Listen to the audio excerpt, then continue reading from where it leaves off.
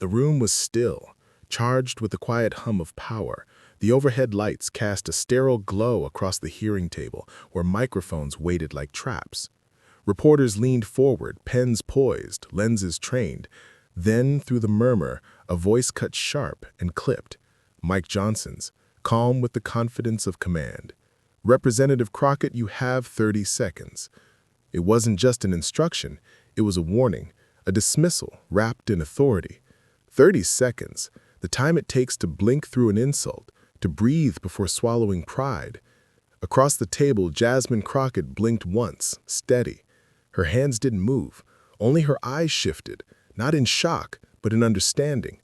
The timer began to tick. Each second echoed like a dare. The air grew dense, almost physical. You could feel the cameras zoom, the sound engineers leaning closer to their headsets, knowing something was about to happen. Johnson adjusted his papers, his posture flawless, his tone final. He looked down, not up, the way men often do when they think they've already won. But Jasmine didn't rush. She didn't stumble for words or scramble against the clock. She looked directly into the void between them, that long, polished table that had silenced so many before her, and smiled. It wasn't defiance, it was clarity. When she finally spoke, her voice was low and measured, slicing through the silence. It wasn't a rebuttal. It was a reckoning wrapped in calm precision, the kind that doesn't need permission to exist. The audience felt it before they understood it, that shift in energy, that quiet reversal of control. Johnson blinked, ever so slightly. His pen froze. Somewhere, a phone camera caught the angle, the moment a 30-second rule became a lifelong regret. The ticking grew louder, or maybe hearts did. Every eye fixed on her now, waiting, watching the seconds fall away like dust from Power's old script. And as her final word hung in the air, the clock hit 0, but the room didn't move. Not a breath, not a sound. No one in that room knew the clock was about to end his career, not her speech. Rewind the tape. This wasn't just another hearing. It was supposed to be a portrait of control, the kind of carefully staged performance Washington loves. Cameras angled just right, decorum rehearsed like choreography. Mike Johnson, the polished arbiter of order, presided with the smooth confidence of a man who believed the rules existed to protect him. He called it professionalism. Others called it control. But beneath the scripted calm, the air carried a different weight, the unspoken history of who gets to speak and who's told to stay in their place. That tension doesn't live on paper. It lives in glances, pauses, the way one voice can interrupt another and call it procedure. Jasmine Crockett knew that rhythm too well. She'd sat through rooms like this before. Courtrooms, committees, interviews, each one framed as a test she was never meant to pass. Every word she spoke was measured, precise, deliberate, because mistakes weren't allowed for people like her. She had learned to carry her brilliance like armor, to speak with restraint while others played reckless with theirs. Across from her, Mike Johnson represented something older than the institution itself, the comfort of uninterrupted authority. His voice had the ease of someone used to finishing his sentences uninterrupted, his opinions unchallenged. The rules to him weren't a balance, they were a shield. And now, as he held the gavel and the timer, he believed he held her silence too. But that's what he didn't understand. Decorum has always been the disguise of power. The idea that control equals fairness, that politeness masks prejudice. This wasn't about time, it was about hierarchy, about a system that gives the microphone to some and the stopwatch to others. When the hearing began, the audience saw two figures seated at opposite ends of the same table, but what they were really watching was the collision of two Americas. One, wrapped in self-assured calm, certain that its authority would never be questioned. The other, quiet, deliberate, carrying generations of proof that dignity doesn't need volume to be powerful. And somewhere in the back of the room, people started to feel it, that shift. Not anger, not rebellion, just inevitability. The sense that the story was about to break script.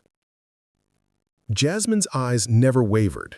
She adjusted her papers, breathed once, and waited for her moment, not because she needed permission, but because she knew that the right word, spoken at the right time, could do more damage than 1,000 raised voices.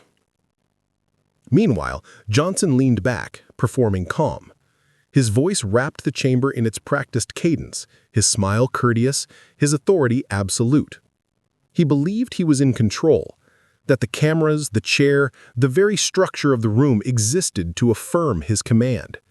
He was wrong, because what he didn't see was the fatigue behind her restraint, the kind of patience that isn't submission, but strategy.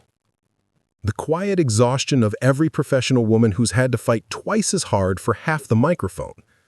And in that patience lay her power. And when the camera rolled, America saw what happens when you try to silence intelligence. The room that was meant to display control instead exposed the imbalance that built it.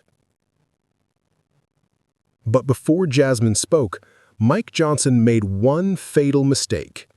He smirked. Mike Johnson had built an empire out of composure. In the halls of Congress, he was known as the man who never raised his voice, never broke his tone. Cameras loved him for it, the calm in chaos, the perfect image of order amid noise. He spoke in polished phrases, framed every disagreement as disordered, and every challenge as disrespect. To the untrained eye, he looked like leadership. To those who'd watched long enough, he looked like power perfected by performance. He called it respect for the rules. Others called it what it was: control. There were clips, endless clips. Johnson interrupting colleagues mid-sentence, his hand lifting the gavel just slightly, eyes narrowing, a smile hiding behind the mask of civility. Let's stay on topic. You're out of order. Your time has expired. Those phrases weren't just words, they were instruments of silence. Each one reminded his opponents that the microphone and the moment belonged to him. He carried himself like a teacher among children, his tone dripping with measured patience, as if the whole institution were a classroom designed for him to correct. Reporters praised his poise. Commentators called him the adult in the room, but they never asked who that room was built for, or who it kept out. Johnson's image wasn't born from humility, it was curated. Every interview was framed around family, faith, and structure, the trifecta of political comfort. He quoted scripture like punctuation, invoked God's order as justification, and hid his partisanship behind the language of morality. Yet behind that calm exterior lived a man who equated order with obedience, and obedience with virtue, as long as he was the one defining both. He often said, rules exist for a reason, and they did, but those reasons were written by people who looked like him, thought like him, and feared being questioned. In moments of dissent, his face told the real story, that subtle eye twitch when confronted by a voice that wouldn't bend, the jaw that tightened just before he cut someone off, the breath he took when someone reminded him that decorum has always been code for "don't make me uncomfortable." He believed power was best maintained through politeness. The tone could erase truth if delivered with enough certainty. He'd made a career out of it. The smile, the cadence, the almost paternal way he framed his corrections. To the public, it read as grace. To those across from him, it felt like a leash. For years, his influence thrived not because he was the smartest man in the room, but because he held the microphone longest. He didn't out-argue, he out-timed. He didn't persuade, he prevented. His mastery wasn't of debate, it was of interruption. For years, the narrator's tone sharpens, his power came from the microphone, not the truth. There were contradictions too obvious to miss. He spoke of transparency, yet blocked investigations that risked exposing allies. He preached morality while defending the morally compromised. He wore faith like armor, but wielded it like a blade, never to heal, always to cut. And still, he believed he was untouchable.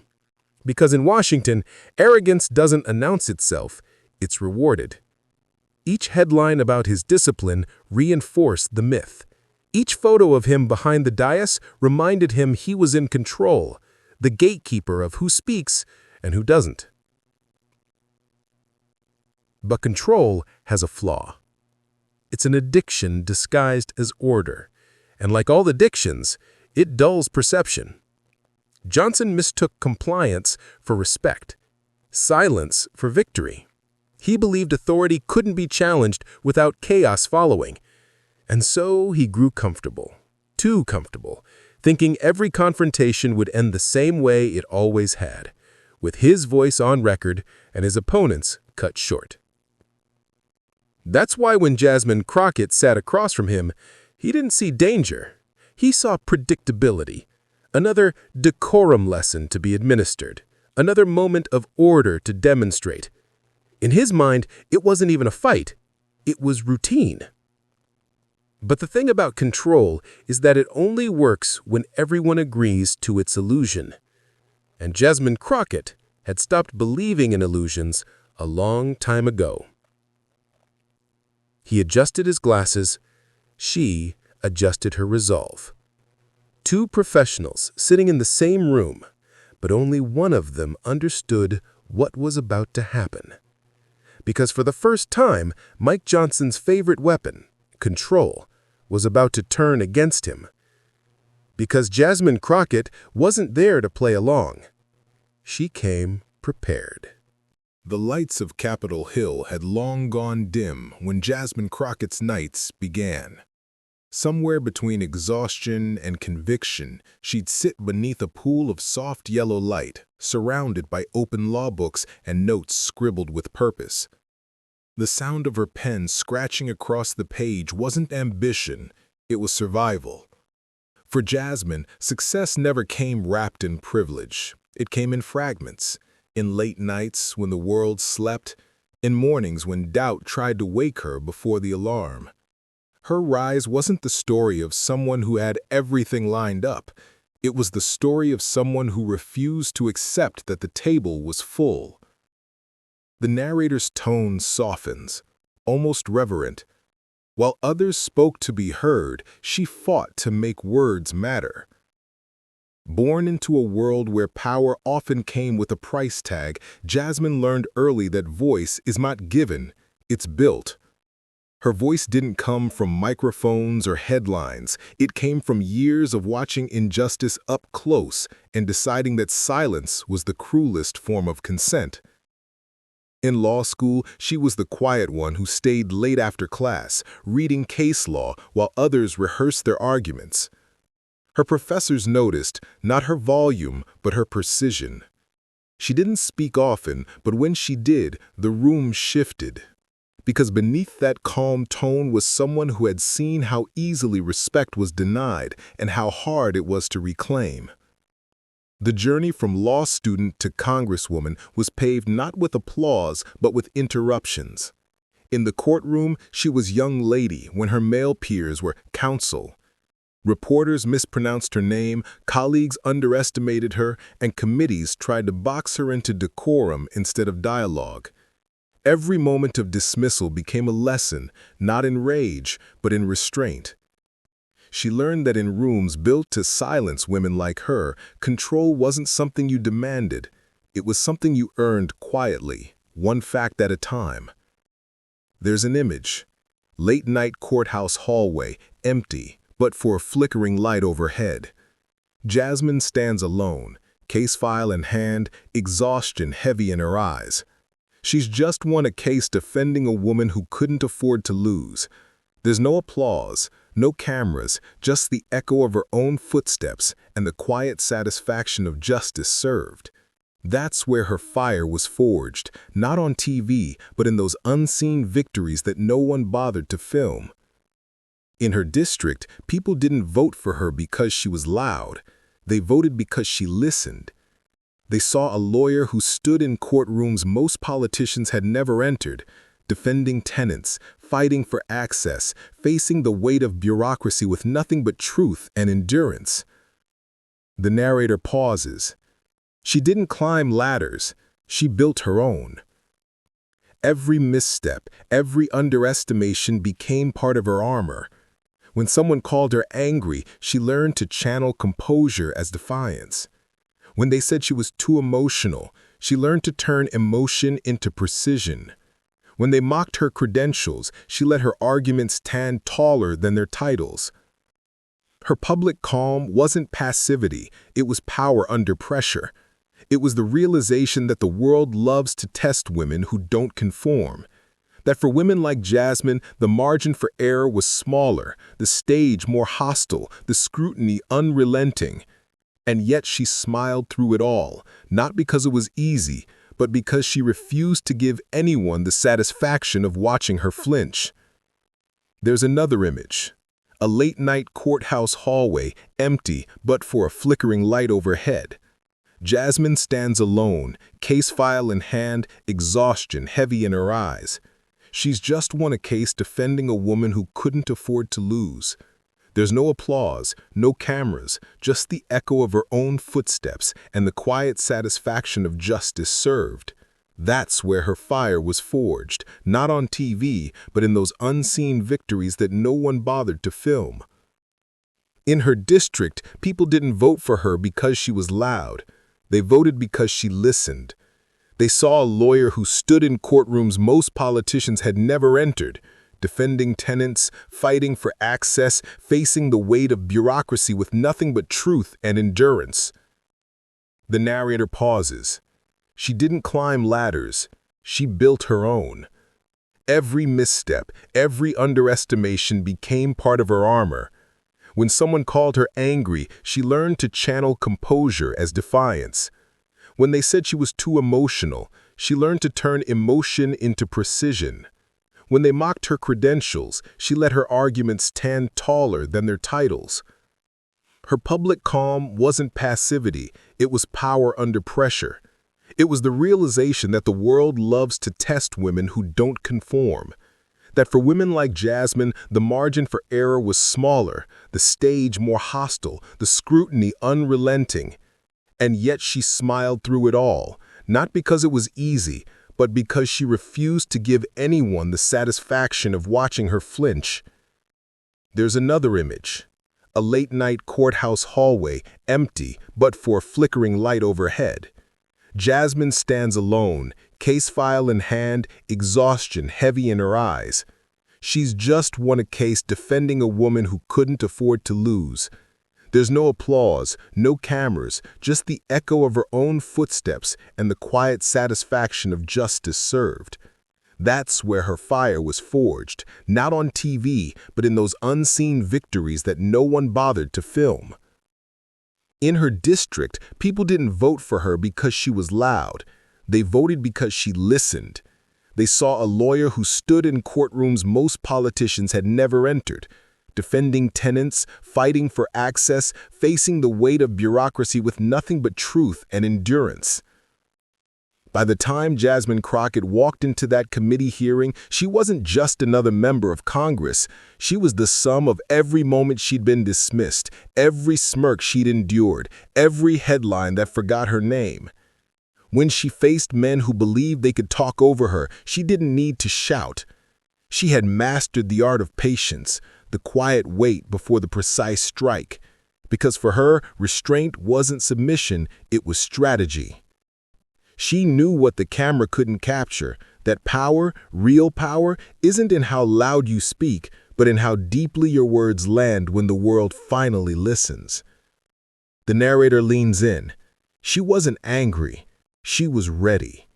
She'd waited through centuries of inherited silence, the weight of every woman told to calm down, every professional undermined by a patronizing smile, every black woman expected to explain her tone before her truth.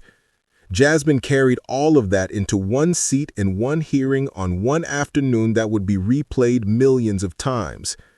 So when Mike Johnson leaned back in his chair, adjusted his tie, and said, "You have 30 seconds," he didn't frown, he smiled. Because 30 seconds was more time than she had ever been given before, and she knew exactly how to use it. The air in the room shifted. The smirk he wore was the same one she'd seen her whole life, from professors who doubted, from pundits who dismissed, from colleagues who underestimated. She'd been waiting for that smirk. She'd spent her entire career preparing for moments just like this. Moments when patience becomes power, when poise becomes protest, when silence is no longer the only option. And this time, she wouldn't waste a single one. The timer on the committee desk glowed red. 30 seconds, bright as a warning flare. The room held its breath. The murmur of shuffled papers fell away. Only the ticking of that clock dared to speak. Mike Johnson leaned back in his chair, posture immaculate, expression unbothered. The kind of calm that comes from knowing, or thinking you know, that power is on your side. He folded his hands neatly in front of him, the faintest curl of a smirk touching the corner of his mouth. The same smirk that had preceded countless interruptions, the same practiced patience of a man accustomed to ending conversations with a gavel, not a rebuttal.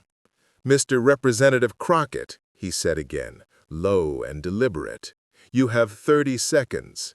The words hung there, sterile, final. Across from him, Jasmine Crockett inhaled slowly. Her hand moved to adjust the microphone, not hurried, not defensive, just deliberate. Her eyes locked forward. The lens caught her face from below, half lit, half shadowed, a portrait of focus. The narrator's voice slows, almost cinematic. The countdown began. 30 seconds on the clock. 30 seconds to reclaim centuries of being spoken over. A faint hum of tension rose in the air. Every camera turned toward her. You could almost hear her heartbeat through the silence, steady, measured, refusing to match the rhythm of the ticking timer. She began to speak. Her tone was low but unwavering, her words unfolding with surgical calm. "Mr. Chairman," she started, each syllable cutting through the static of expectation. Her voice wasn't loud, it didn't need to be. It was the kind of quiet that demanded listening. 28 seconds. Johnson's eyes flicked to the timer, then back to her. At first his smirk didn't fade. He was confident she'd stumble, rush, maybe falter under the pressure. But she didn't. She grew steadier with each word, her confidence blooming in the very space he'd tried to shrink. 25 seconds. Her logic was clear, her phrasing sharp. It's fascinating how time seems to run out for some of us a little faster than others. A ripple ran through the audience, not laughter, not applause, just recognition. The kind of murmur that carries truth. Johnson blinked. His fingers tapped once against the table. 22 seconds.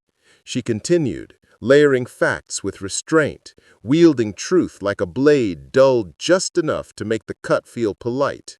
"We came here to discuss accountability, but what we've seen instead is control, not of process, but of people." Her tone didn't rise, but something in the room did. Tension, awareness, maybe shame. Even the cameras seemed to lean closer, catching the faintest glint in her eyes. Johnson shifted in his chair. The smirk was gone. His jaw tightened, a flicker of irritation crossing his polished demeanor. He glanced toward the aides at his side, then back to her, as if silently reminding himself that he was still the one with the gavel. 18 seconds. She wasn't reading notes. She didn't need them. Every word came from a place older than paper, the kind of conviction that isn't written, but lived. Her voice carried a quiet rhythm now, a pulse that matched the fading tick of the clock. "Respect," she said softly, "is not about who holds the microphone. It's about who earns the right to be heard." 15 seconds. A camera flash burst across the room, freezing Johnson mid-blink. The man who thought control was composure, now caught looking uncertain. She paused, just long enough for the silence to stretch. 14 seconds. Then she smiled. Not mockery, not triumph, just certainty. The narrator's tone tightens, the pace slowing like a drumbeat. With each passing second, his authority cracked, not visibly, but audibly. The air had changed. The crowd felt it. The cameras caught it. Power was shifting, one word at a time. 10 seconds. Johnson leaned forward slightly, the performative patience on his face beginning to fade. Your time is... She didn't stop. Her voice overrode his perfectly, calm as a tide rolling in. And it's remarkable, Mr. Chairman, how quickly order becomes chaos when truth enters the room. The murmurs grew louder now, a low wave moving through the chamber. Reporters scribbled, staffers exchanged looks. The very silence that had been her cage was now her amplifier. 5 seconds. The timer blinked red. Her words slowed, like she was stretching the very seconds he'd given her, bending time itself to make room for meaning. 4. Johnson's jaw locked. The gavel in his hand twitched. 3. Every camera focused on her face, calm, composed, unyielding. 2. The room seemed to forget to breathe. 1. And at second 29, she said something that froze even him. At second 29, the air broke. Jasmine Crockett's voice, steady and unhurried, sliced clean through the silence like the crack of distant thunder. Mr. Chairman, she began, toned calm but eyes sharp. If accountability makes you uncomfortable, maybe the discomfort isn't the problem. Maybe the record is. For the briefest instant, Johnson froze. His fingers tightened around the gavel, but he didn't strike. He couldn't. The words hung there, sharp, elegant, undeniable. You could almost hear the oxygen leave the room. The narrator's tone turns low, deliberate. She didn't raise her voice. She didn't need to, because real power doesn't shout. It echoes. Crockett leaned forward, her gaze steady. Let's be clear, she continued, every syllable measured like clockwork. You may control the timer, but you don't control the truth. There it was, the first crack. Johnson's polished composure faltered, a faint twitch at the corner of his jaw. The kind of twitch that betrays a man used to obedience, not defiance. He tried to interrupt, lifting his gavel just slightly, his voice already forming, representative. But she didn't stop. Her words moved faster now, though her tone stayed smooth, precise, almost surgical. Because while you're keeping time, some of us are keeping receipts. A gasp rippled across the chamber. You could see the aides exchange wide-eyed glances. Staffers looked up from their notes. The camera zoomed in, capturing every flicker of her poise, every inch of his unraveling. She continued, layering calm with conviction. Let's be clear. We came here to talk about justice, not courtesy, about facts, not filters. And if those truths don't fit the frame you built, that's not my problem to fix. The narrator cuts in softly. She wasn't speaking to him anymore. She was speaking to everyone who'd ever been told to shrink so someone else could feel tall. Johnson's face hardened. His fingers tightened around the gavel. He cleared his throat, too loud, too forced. Your time has expired, Representative. She turned to him, eyes unwavering, and said, You can take my time, Mr. Chairman. She let the words breathe, a small pause that stretched the silence like a held note in a symphony. Then with a calm that could shatter steel, she finished. But you'll never take the truth off record. The clip hit the internet before the hearing even adjourned. 30 seconds of footage, trimmed, captioned, shared, and remixed, a spark that ignited the entire digital sky. By sundown, the phrase, "You can take my time, but not the truth," was everywhere. Hashtags bloomed like wildfire. Hashtag Crockett clocked him. Hashtag 30 seconds of truth. Hashtag mic drop moment. On TikTok, the soundbite became gospel. Teachers stitched it into lessons about confidence. A young black student posted a video mouthing the line, overlaid with the caption, "One day I'll speak like this." Mothers shared it with their daughters. Debate coaches replayed it as a case study in composure under pressure. Even comedians couldn't resist. Late-night monologues framed it as the 30-second checkmate Congress didn't see coming. Clips looped, edits exploded, headlines multiplied. But what spread fastest wasn't the moment itself, it was the feeling. People didn't just watch, they participated. They captioned, commented, declared, "This is how you handle power. Calm is the new revolution, 30 seconds that rewrote the rules." Within hours, every platform became a battlefield of takes. Some marveled at her restraint, others dissected his expression. A viral tweet with 2 million likes read, "He thought he owned the room, she owned the record." Influencers joined the wave. A political commentator with 10 million followers uploaded a reaction titled, "This wasn't a clapback, it was a masterclass." Her tone mixed awe with fury. "Do you understand what just happened? That wasn't attitude, that was intelligence weaponized. That was centuries of patience condensed into one sentence." Clips from the hearing intercut with slow-motion shots of Crockett's calm face, the clock ticking down, Johnson blinking in disbelief. The edits looked cinematic, almost scripted, but the power was real. Even mainstream outlets couldn't resist. CNN called it the calm herd around the Capitol. MSNBC ran a segment titled, "When 30 Seconds Exposed a Century." The Guardian headline read, "Jasmine Crockett redefines what control looks like." Meanwhile, Johnson's office scrambled. Their first statement called the exchange a misunderstanding. Then, hours later, a press aide released a second one, more defensive, insisting the speaker was simply enforcing procedure. But by then, it didn't matter. The narrative had already chosen its villain. The narrator cuts in. "The internet doesn't wait for permission. It writes its own verdict."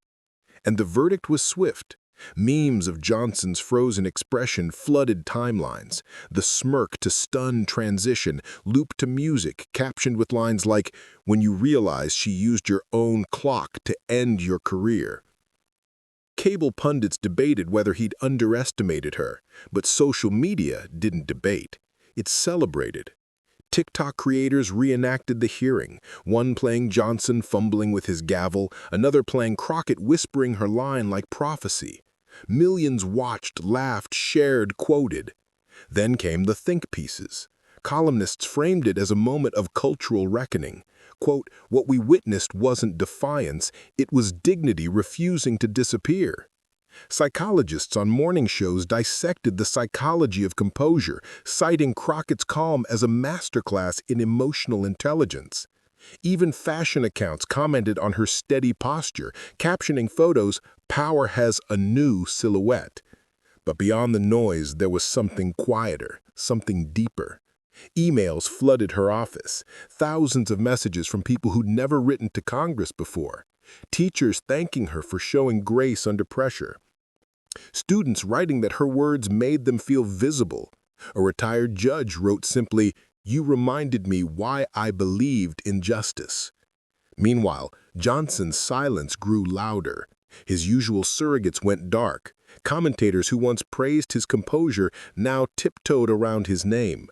In the echo chamber of spin, no amount of context could undo what the camera had captured. A man with all the power losing it to someone who refused to raise her voice. The narrator's tone steadies, turning poetic. He built his authority on order. She dismantled it with calm. He wanted obedience. She gave him history. News montages rolled, slow-motion edits of her final line juxtaposed with his stunned silence. A voiceover on one viral compilation whispered, "He said 30 seconds, she gave him forever." By midnight, it wasn't just a moment, it was a movement. Activists were quoting her in speeches. Protest signs appeared the next day with her words in bold red ink. "You can take my time, but you can't take the truth." Even celebrities joined in. A-list actors, journalists, even athletes tweeted support. One wrote, "She didn't argue, she educated." Another wrote, "I've never seen Grace hit harder." The narrator's voice softens, then sharpens again like an emotional pulse. Some moments spark outrage, others spark identity. This one did both. As the news cycle spun faster, as clips crossed languages and continents, one truth became clear. 30 seconds of composure had undone decades of arrogance. The smirk that once symbolized control now symbolized collapse. And through it all, Jasmine Crockett didn't post a word. No statement, no victory lap, just silence. The kind that doesn't retreat, but reigns. The narrator closes this section with cinematic irony. He wanted order. She gave him history. Pause. But behind that viral triumph, something deeper was happening.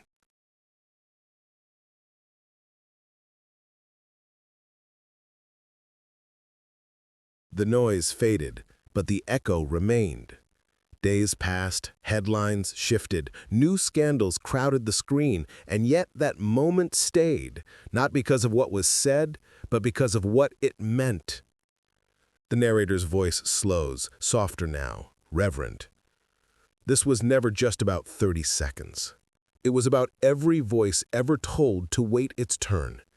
Every person who had to ask for space before speaking truth. Every woman who learned to breathe through interruptions and still deliver brilliance between breaths. Jasmine Crockett became more than a headline. She became a mirror, a reflection of what power looks like when it's earned, not granted. In her calm was defiance. In her restraint was revolution. While others chased the spotlight, she commanded the silence. Across the country, people began quoting her line not as commentary, but as mantra. "You can take my time, but you'll never take the truth off record." It appeared on posters, in classrooms, in protest signs. It wasn't just a soundbite anymore. It was a sentence of liberation. The narrator continues, voice steady, deliberate. She reminded us that power built on silencing others always crumbles. That truth doesn't wait for permission, and that dignity, true dignity, echoes far longer than dominance. In an age addicted to outrage, her calm was the disruption. While others shouted, she spoke. While others postured, she poised. She didn't win with aggression, she won with presence. And that, perhaps, was the deepest blow of all. The camera lingers, not on her face, but on the symbol she became. A quiet reminder that composure is not weakness, it's wisdom. The narrator leans closer, voice turning intimate, almost whispering. If you've ever been underestimated, this was your victory too. If you've ever been interrupted, this was your redemption. If you've ever been told to wait your turn, she turned the line into your moment. Because that's what history does when truth finds its voice. It doesn't whisper back, it roars through silence. In those 30 seconds, Crockett didn't just answer Johnson. She answered centuries of doubt, dismissal, and disbelief. She proved that when the powerful try to contain you, the act of speaking becomes an act of resistance. And when you stay calm in the face of arrogance, you do more than survive. You redefine what strength looks like. The narrator's tone deepens cinematic. Power that depends on silence is temporary. Power that grows from truth, eternal.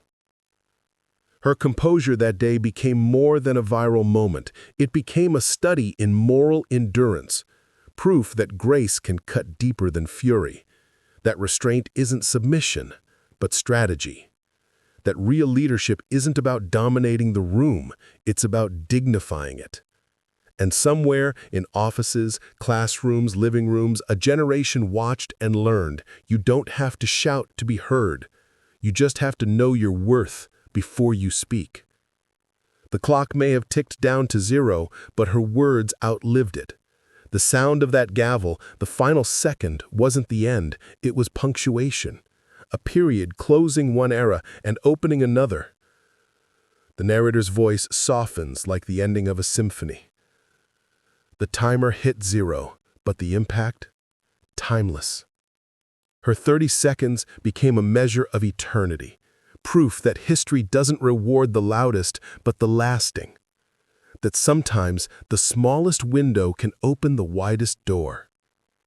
And as the music fades, as the screen darkens to black, one final line glows across the silence. Jasmine Crockett's 30 seconds just redefined forever what 30 seconds can do. The screen fades to a soft glow, not courtroom lights this time, but something warmer. The narrator turns directly to the viewer, voice steady, personal, and filled with quiet conviction. If you've ever been talked over, this moment was for you. If you've ever been cut short, dismissed, or told your time was up, this was your proof that truth doesn't need permission. Clips of Jasmine Crockett flash, her calm face, her final line, the stunned silence that followed.